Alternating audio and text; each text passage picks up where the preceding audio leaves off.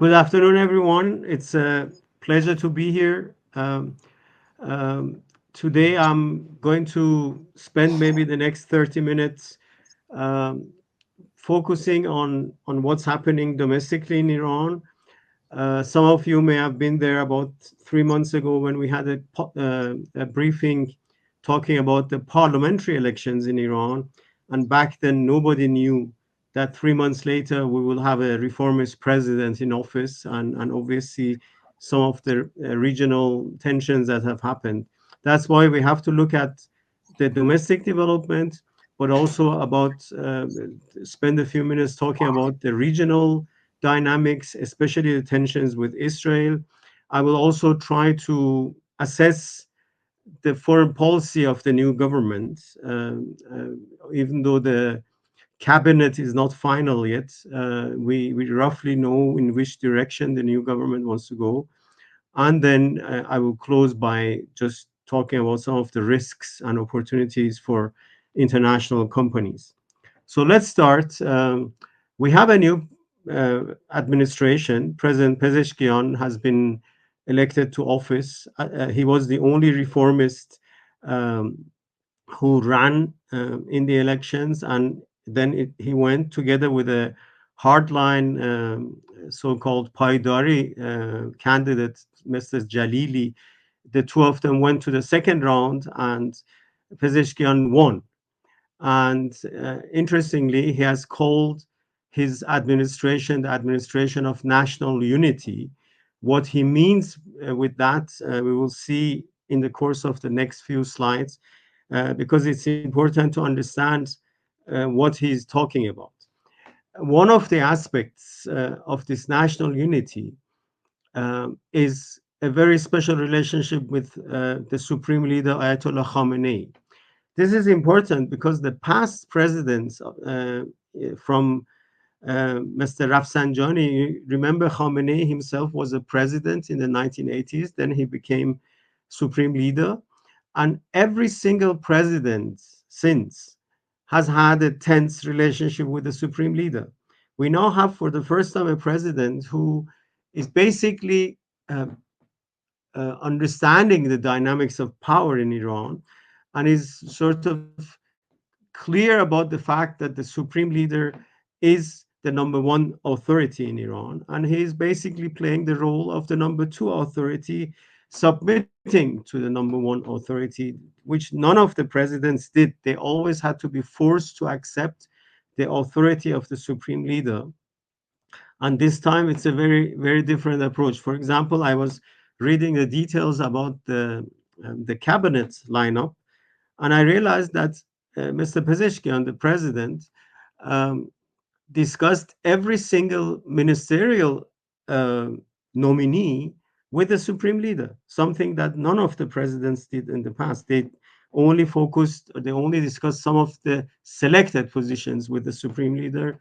This one is different, not because he is really uh, completely subdued to Mr. Khamenei, but because he wants to reduce what he calls domestic tensions. He wants a domestic um, reconciliation for Iran, and I think that's important.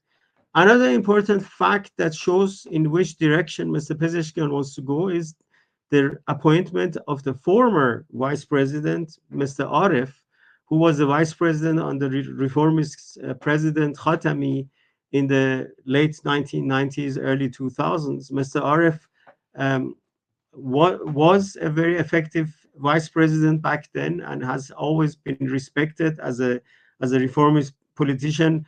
You may also remember that Mr. Arif actually withdrew from the presidential race in 2013 in favor of President Rouhani, who then was elected. So Arif is someone who is a sort of convener, someone who can bring different sub factions together, and his presence in the new government will definitely be good news for some of the developments in Iran.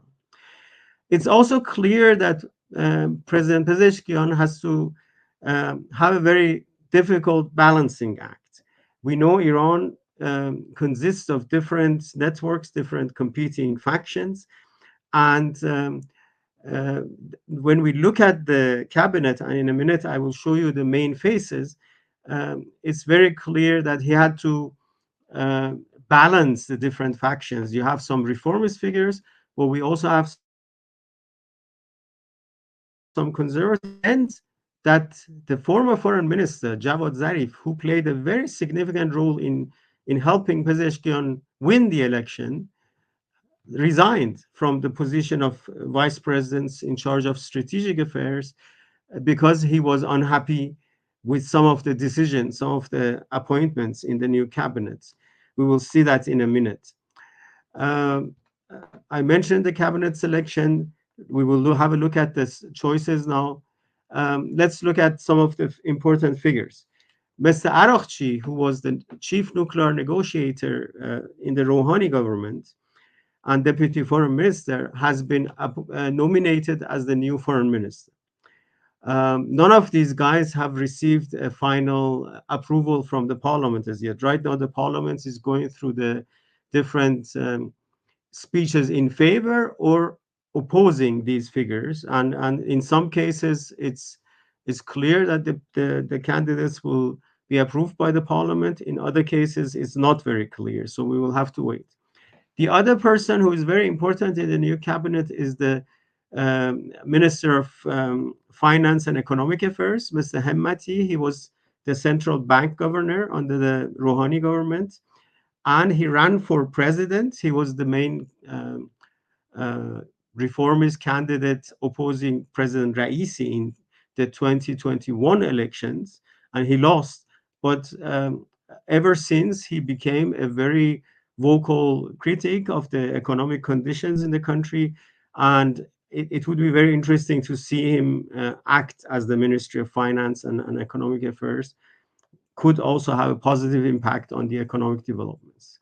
Mr. Paknejad as petroleum minister, uh, a completely new face, but someone coming from the ministry itself. One of the tensions in the position of Minister of Petroleum was always the question whether the government appoints a political appointee or whether the government takes someone from inside the ministry. The fact that Mr. Paknejad actually went through the ranks inside the ministry is positive news in terms of the relationship with the industry itself.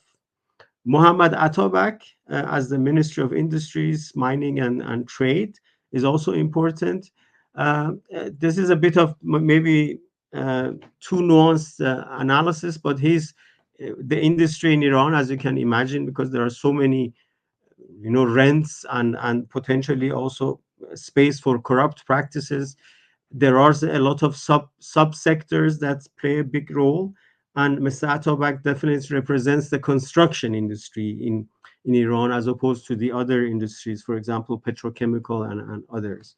Um, on the other side, we have people, the first or the only female nominee is for the Ministry of Roads and Urban Development. That was a bit disappointing for many observers, especially reformists, who had hoped that President Pezeshkian will appoint or nominate more women to ministerial positions. It hasn't happened, but the only woman, Mrs. Sadegh, Farzan Sadegh, is a very respected person in the field of architecture and urban planning, and has also been in deputy ministerial positions in the past. So she would definitely be a very important technical person, but whether she gets the vote of approval or vote of confidence from the parliament, we will have to wait and see.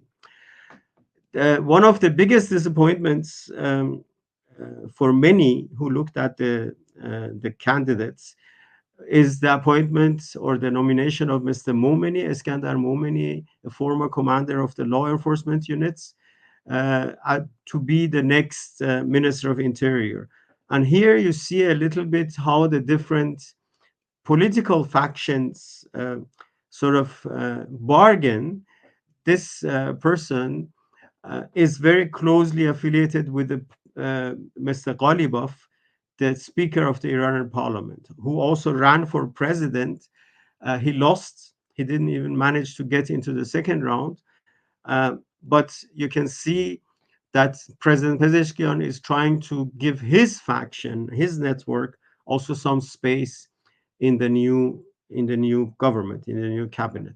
Then there are two positions that are important, and where Pezeshkian has kept the the ministers or the people, the vice president in this case, in their position. One is the Minister of Information, Mr. Khatib. He was also the Minister of President Raisi, and also the Vice President, head of the Iranian Atomic Agency organization, who obviously has an important role to play in the nuclear file.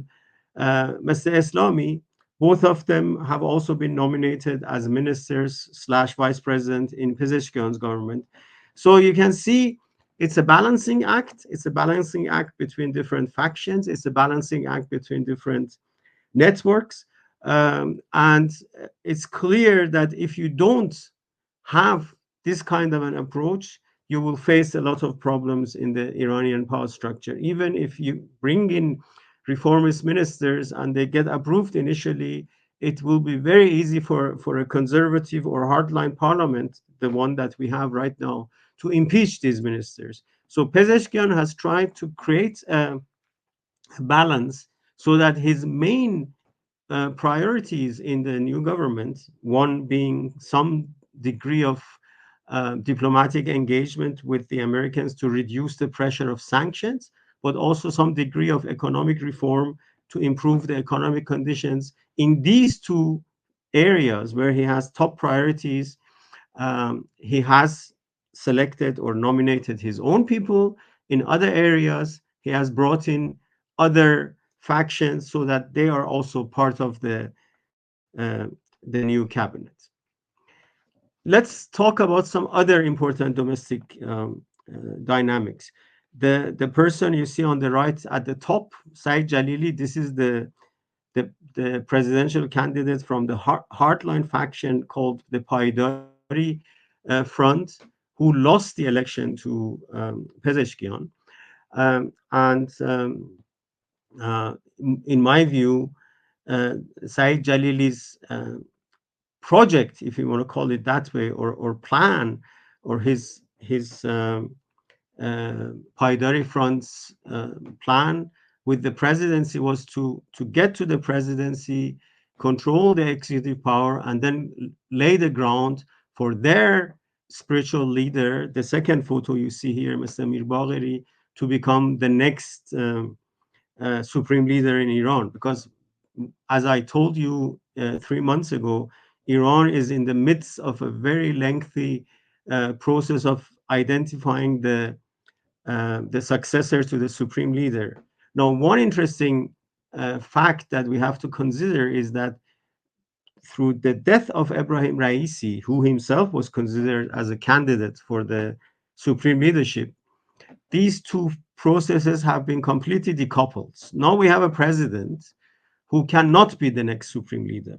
So the president can focus on executive issues while the networks will still compete and position themselves for the next supreme leadership. One fact about the Paidari faction or Paidari front is that their attitudes, their ideological approach to, for example, interpreting Islamic and ideological rules are very hardline for the average, even average member of the political establishment in Iran, let alone the society. Many talk about a Taliban style approach that this camp would have brought with itself if Jalili would have become the president. So in a way, Pezeshkian's success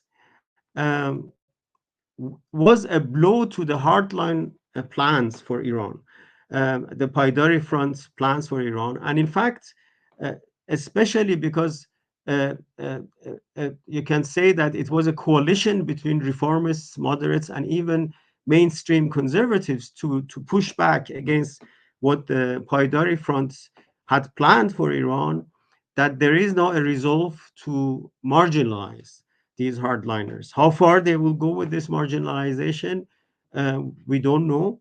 But uh, what obviously feeds these guys, what they sort of flourish in, is a crisis.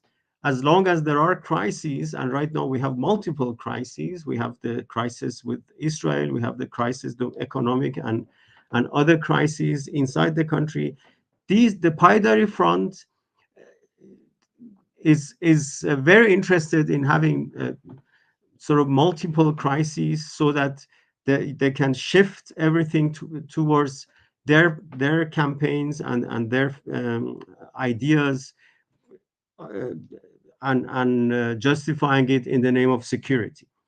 And marginalizing them will definitely also address the different tensions we have in society. We know that since 2022 there have been protests against oppression of women, in favor of obviously promoting women's rights.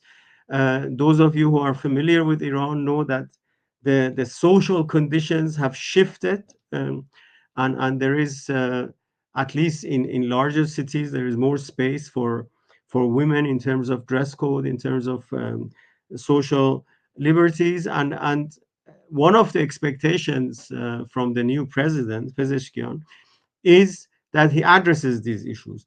And to address some of these issues, he will also have to push back against the Paidari Front and the hardliners in their approach to the Iranian society. Let me just give you a very quick economic update. I can't spend too much time on this. If you have questions, we will go back to that. Um, the the charts that you see on the left side is the composition of the Iranian GDP, and it just underlines how the economy has moved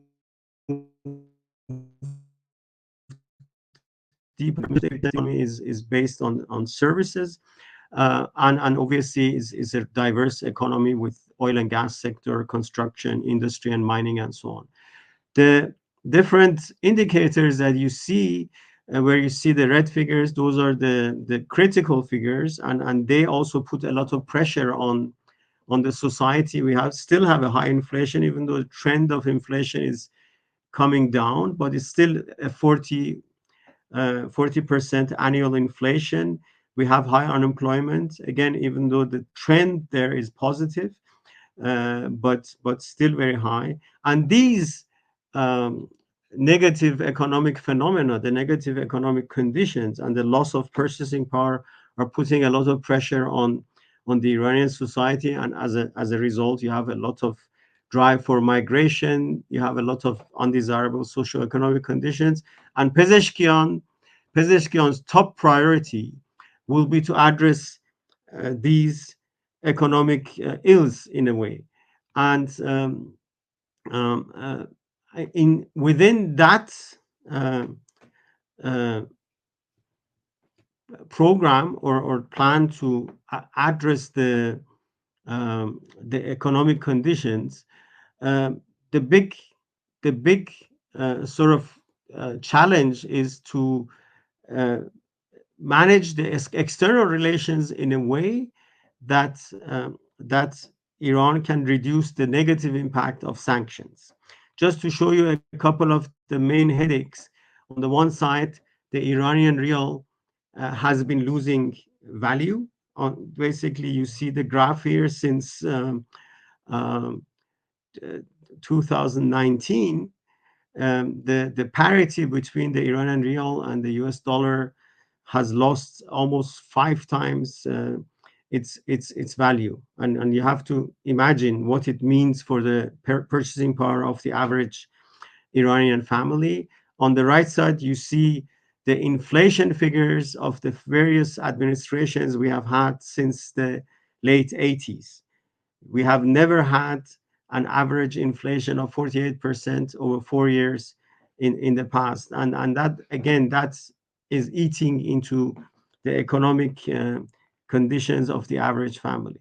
So Pezeshkian and others know that the path towards economic improvement is a process that can reduce the impact of sanctions. They themselves talk about um, uh, lifting sanctions or neutralizing sanctions, but they are looking for ways to reduce the impact of sanctions, and that can only mean one thing, and that is come to some sort of a new deal, a new JCPOA. Basically, JCPOA was the deal Iran signed in 2015 with the world powers to limit its nuclear activities in exchange for the lifting of sanctions.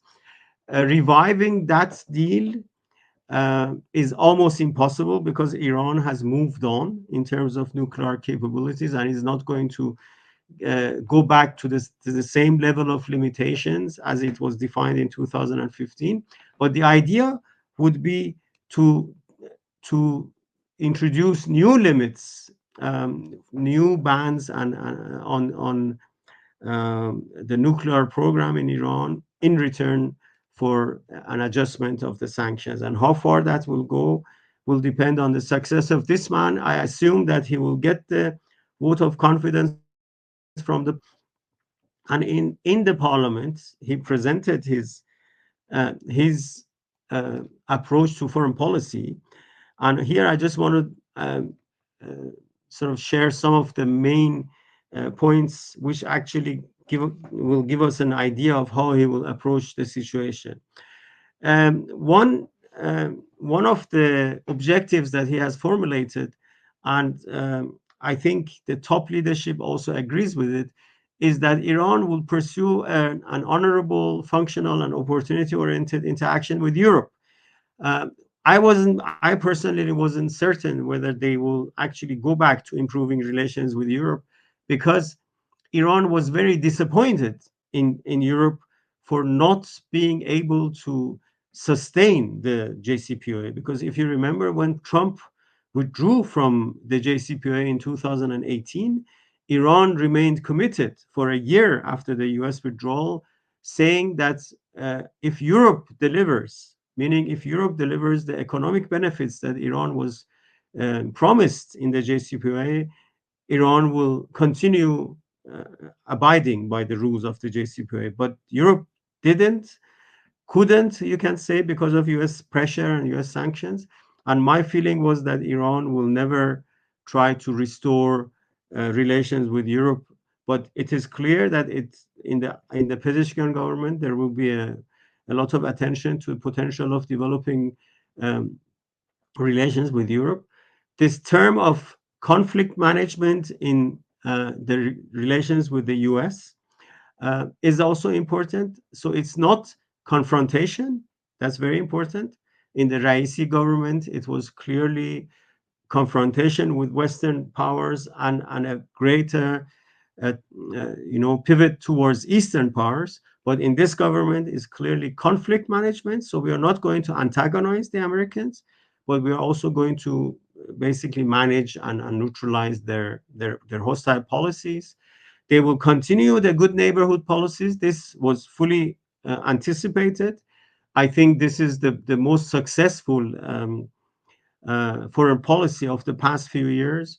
Iran's uh, improved relations with the immediate neighbors, especially Saudi Arabia, and I think that relationship, Saudi-Iran relationship, will also deepen further because of the current Gaza conflict, because they are coming closer.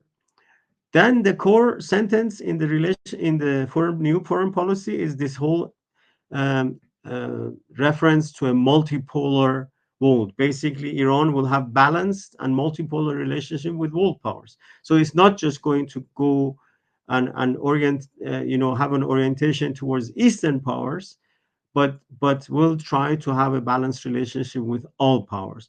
And also important to say, for technological and educational and other relationships, Iran is going to diversify its relations. That's also important. That means that, again, for technological cooperation, if you look at different administrations, at one point there was a lot of emphasis on Europe. At one point there was a lot of emphasis on Russia and China.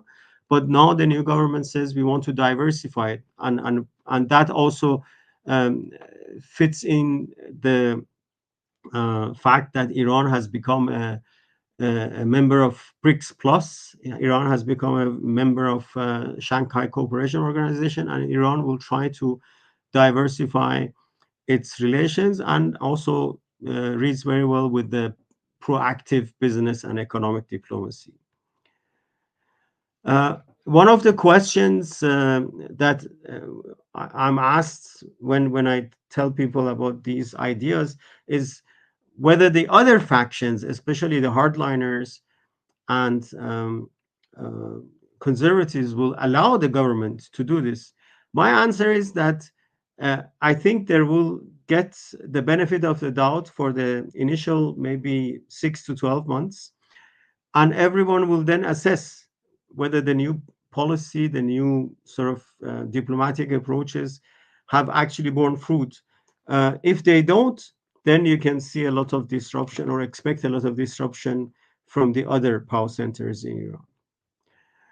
Regional relations, I mentioned the issue of the relationship between Iran and Saudi Arabia.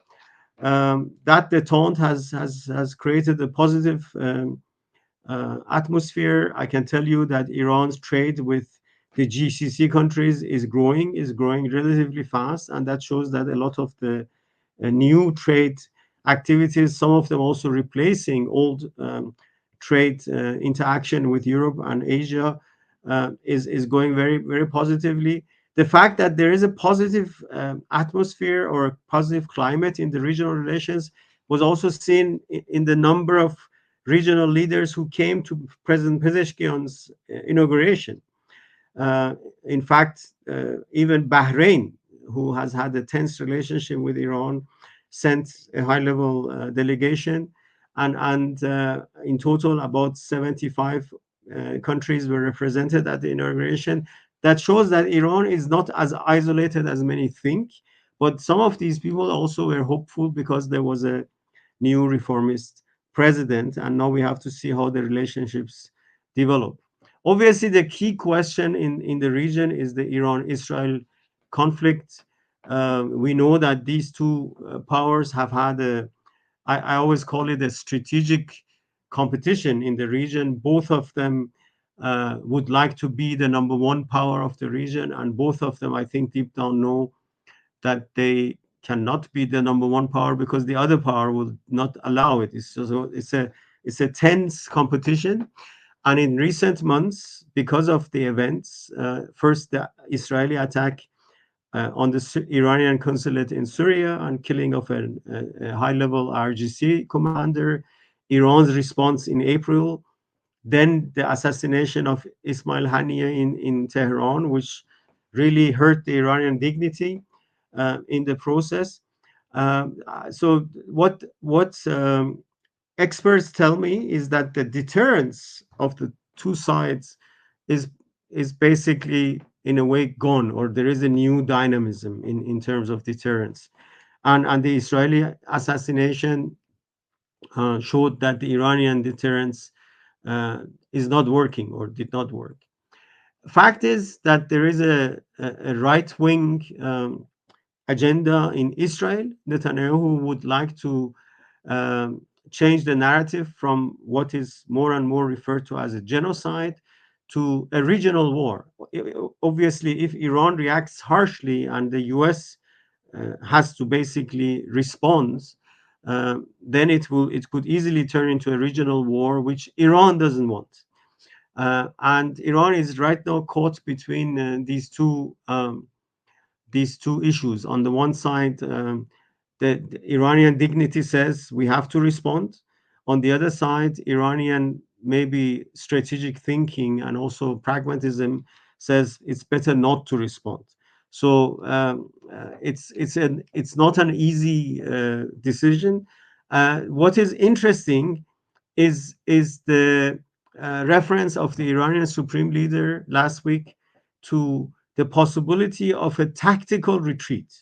Tactical retreat meaning if there are good reasons that Iran will justify a retreat, then Iran can retreat and call it a tactical retreat. For example, it would be a tactical retreat if Iran says, for the sake of a Gaza ceasefire, we are not going to escalate right now, and we will leave it to some other time. Or if there are other reasons, the main reason that Iranian strategists are using right now is the statement that this is all a trap by Netanyahu, and we should not fall into that trap. And Iran is winning. Iran and the so-called axis of resistance are winning the current conflict anyhow, that could be a reason for Iran not to retaliate at this stage. Um, Tehran also knows this could also be a reason for a tactical retreat, that Iran says our main goal is to reduce the negative impact of US sanctions. Hence, escalating now is going to undermine that prospect for Iran.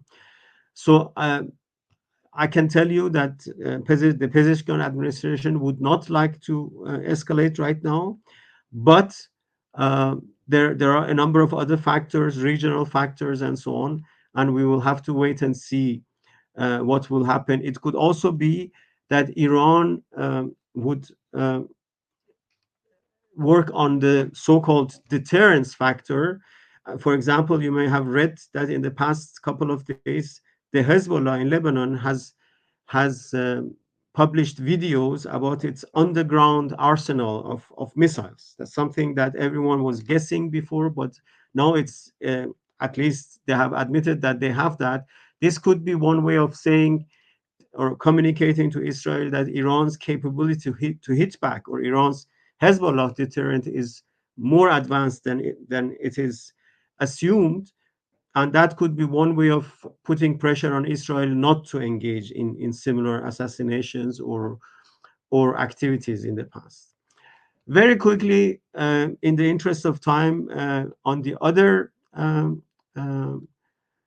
foreign relations issues, um, I mentioned Iran-Europe relations.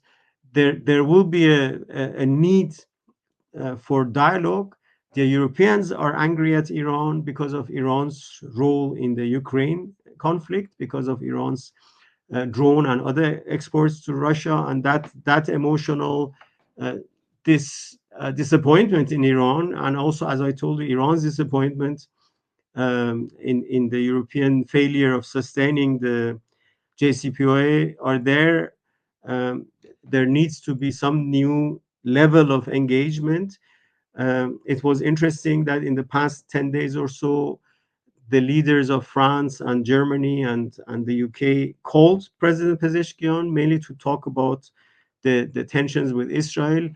My expectation is that on the sidelines of the UN General Assembly in September, there will be high-level meetings between the Iranian president and European leaders, and then we have to see how that evolves. Uh, as I told you, President Pezeshkian would like to engage the US as soon as possible to talk about sanctions and how to manage the factor of the sanctions.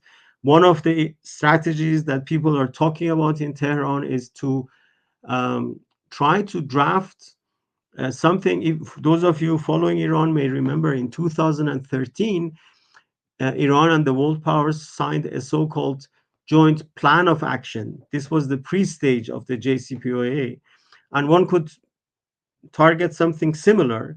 That one says, let's sign something like the JPOA uh, before the U.S. elections, and sign it or draft it in a way that the next US president, no matter who is the next US president, would follow it.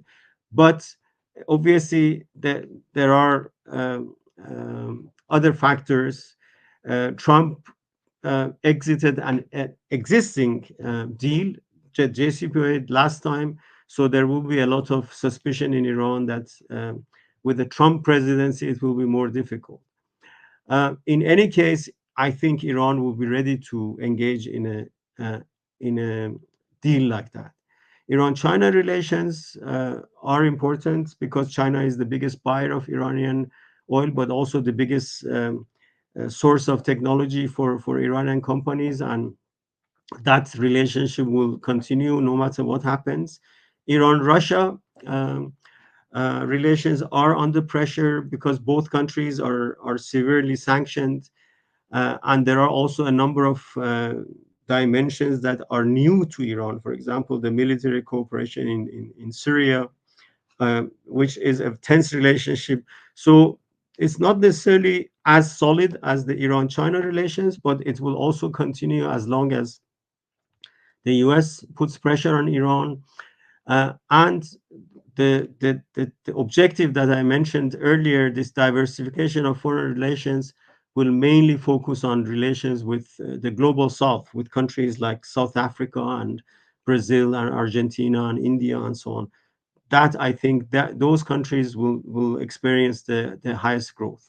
So let me conclude. Domestically, um, the new president, President Pezeshkian, is very focused on domestic reconciliation, and it is an important aspect of growth and development in Iran. Um, the, the reconciliation will have to be on the one side within the different factions inside the ruling elite, but also between state and society that has gone through a lot of tensions. Uh, the new president believes that national unity is needed to improve foreign policy and economic conditions, and I agree with him. The former presidents were very focused on improving foreign relations to improve economic conditions, but he sees the source of all these processes in the national reconciliation, in the domestic reconciliation. And the first arena where we will see that is what will happen with the vote of confidence for the new ministers. If most of them are approved, it will be a good sign. If most of them are rejected, it will be a bad sign. And we will have to see how the president and the supreme leader react to that. The current deliberations, strategic discussions on how to retaliate against Israel will also give us a sort of a hint which one of the factions, which one of the networks is more dominant. You can obviously guess the scenarios. If it's a more conciliatory approach, it will also pave the way for improved relations with the US, hopefully talks towards a new deal. Obviously, in the medium term, the next game changer will be the selection of the successor for Ayatollah Khamenei, the next supreme leader, and that is subject to an intense competition. We may not have enough time to go into that competition, but it's an important aspect of Iran's developments over the next few years. And obviously, that overall balance, once we have a new supreme leader and we have a new balance of power between the different networks, will have an impact on the overall domestic and foreign relations. As I said, general outlook of Iran, China, and Iran, Russia is more of the same. Intensity of those ties will vary depending on how successful they are in interacting with Western powers. And no matter what happens in any of the scenarios, the main priority will be on the region, especially Iran-Saudi relations that are paying off for both sides, and that is very good news for Iran. So I'll leave it there. I look forward to your comments or questions. All right, thank you very much, Bijan.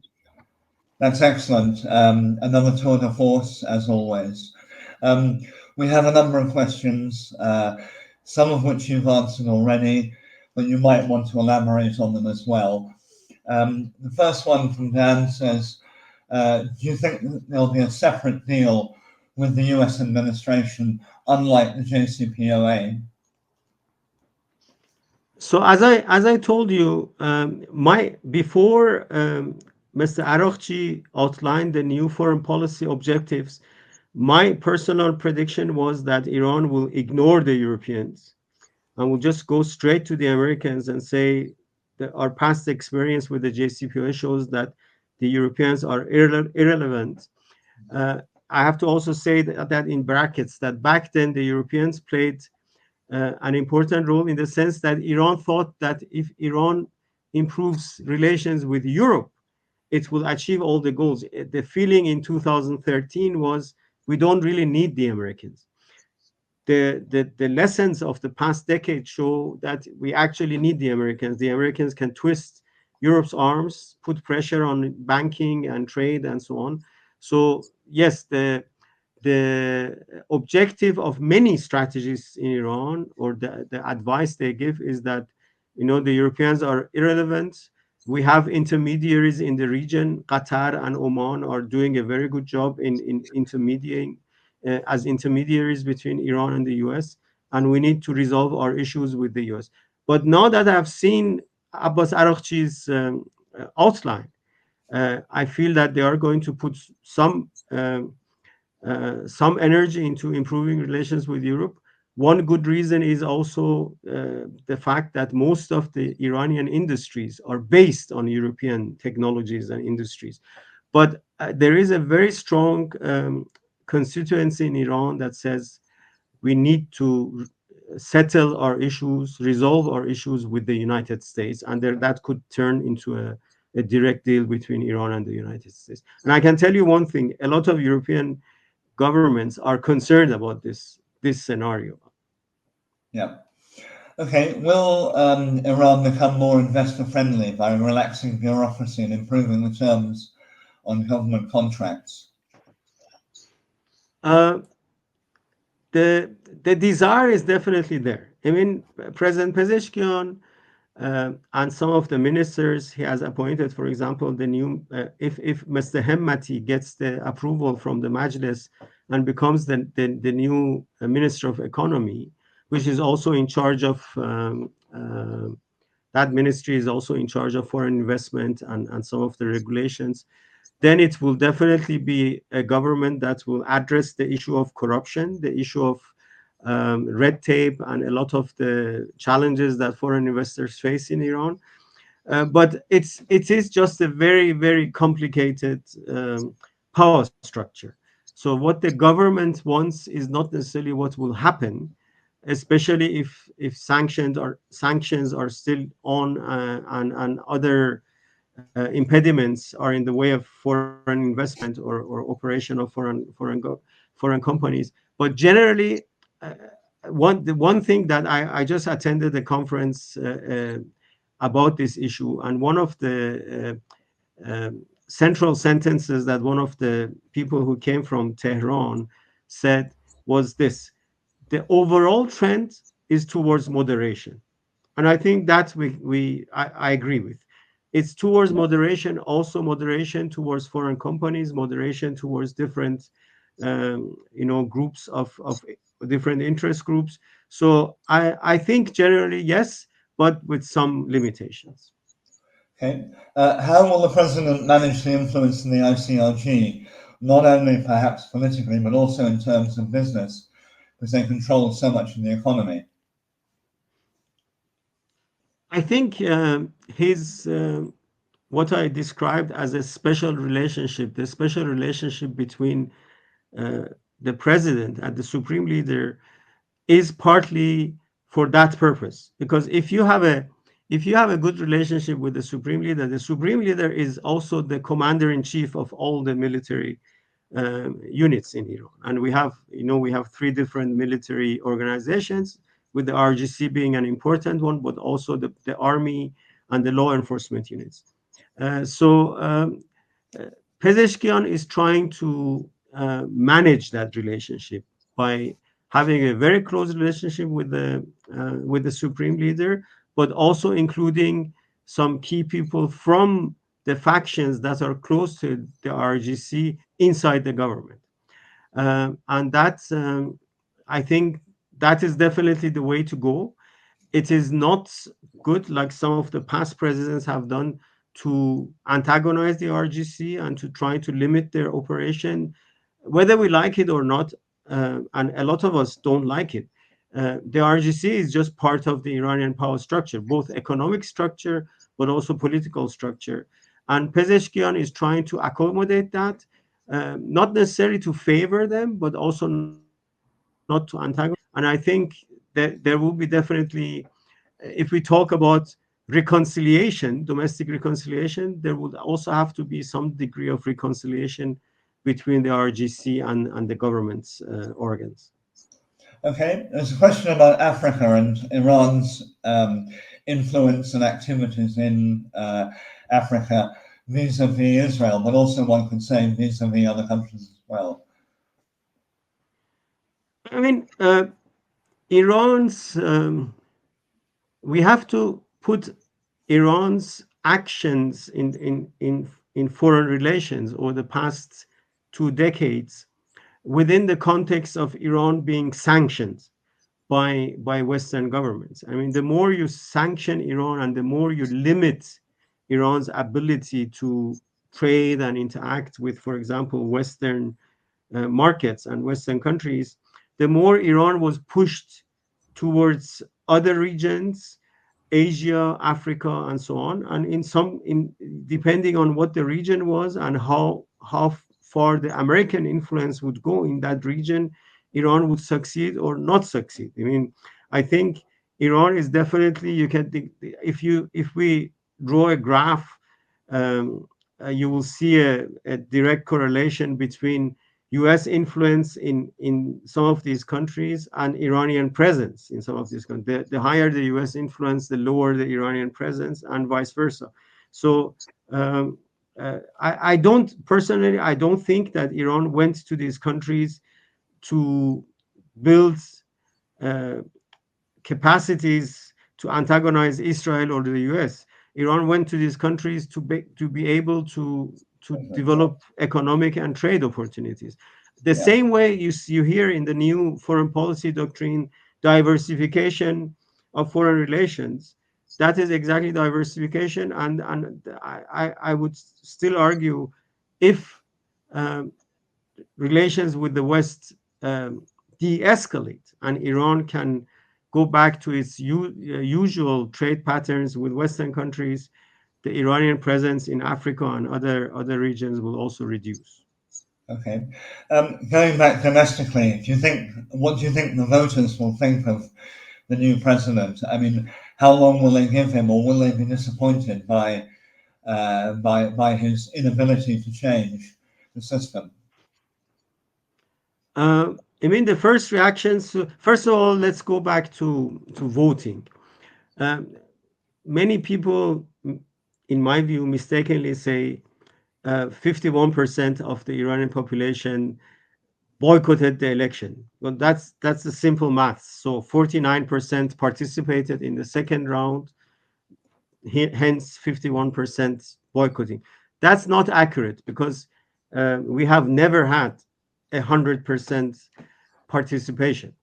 At best, the highest participation was, if you all of you remember, in 2009, with 80% of the Iranian voters participating. So I've always argued in analyzing elections that 20% of the Iranians don't vote, no matter what.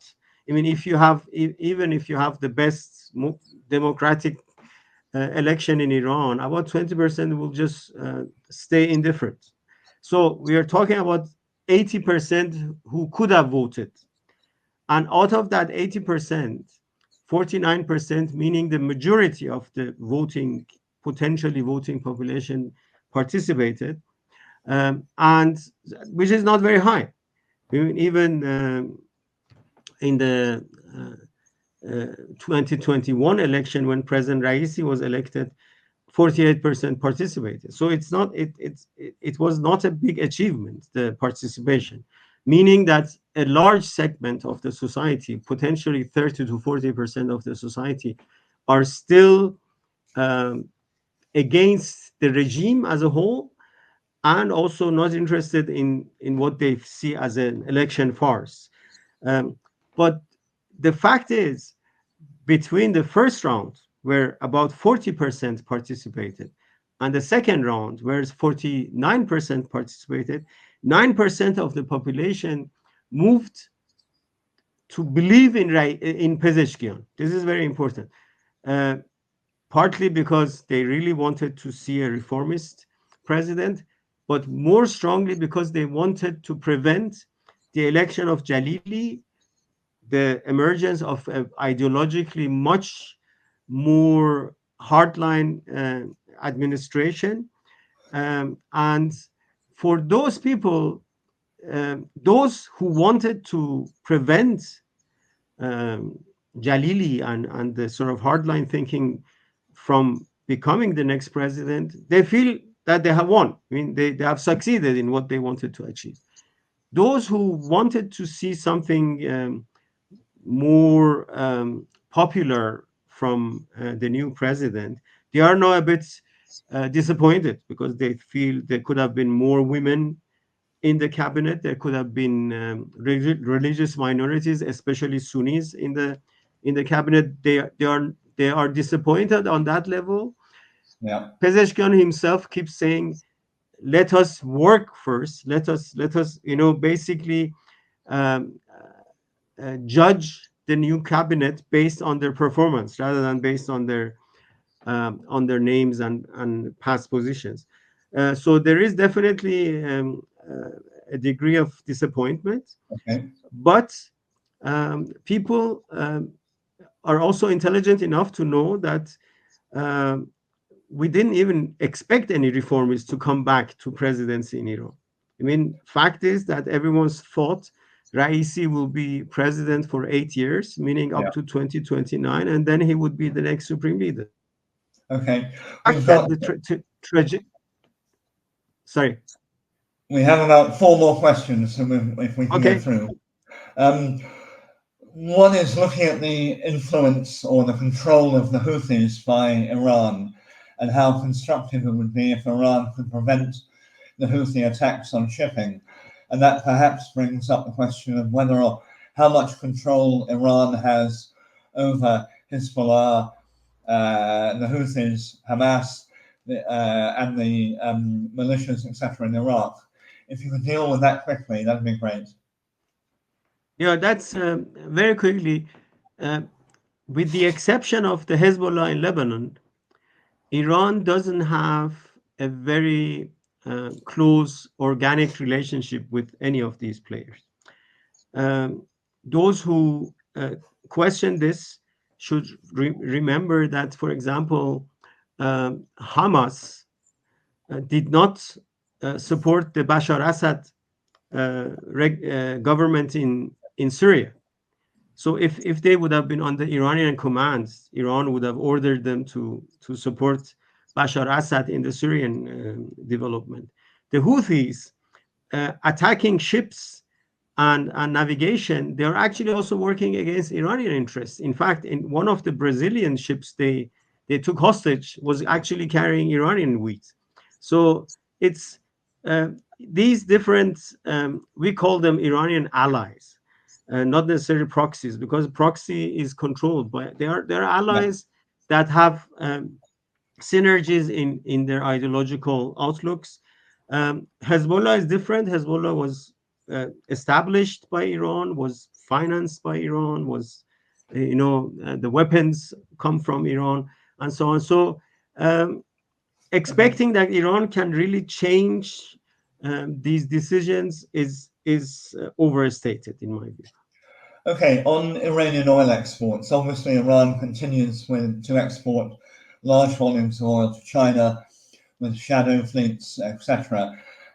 Is that likely to continue? Do you think the US could tighten the enforcement or what?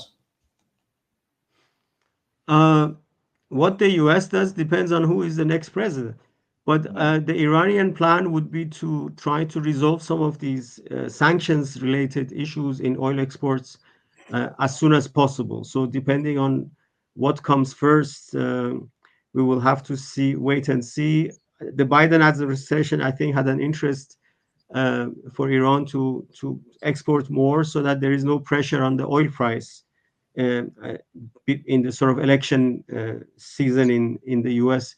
What happens afterwards will depend on who wins the US election and how far they can go in signing a new deal. Okay. On how important is the US election or the result of the US election to Iran? And other than speeding things up and trying to do something now, what's Iran's thinking about the US election? Um, I mentioned that in the presentation. I think that some of the key strategists in Iran would like to uh, achieve something before the US election. Yeah.